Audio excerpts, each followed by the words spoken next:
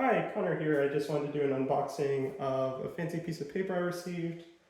Now, this is the 2023 version, so yours might be a little different. This piece of paper cost me approximately $25,000, which you might say is a lot, but I did get a steep discount of $20,000 off. For this discount, I only had to sell my soul for 2 years. So yeah, that brings down the cost to only $5,000. You can see shipping was included.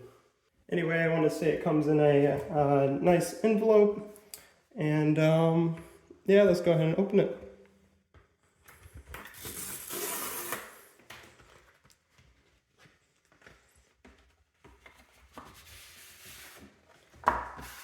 Cool. Yeah, it's very fancy, and they even spelled my name right.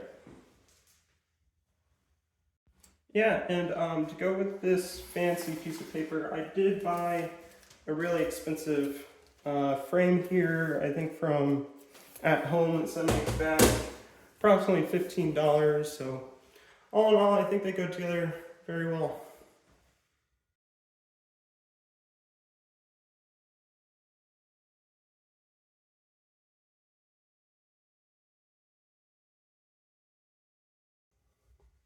And I wanted to say it does look pretty nice with the first generation of paper that I received.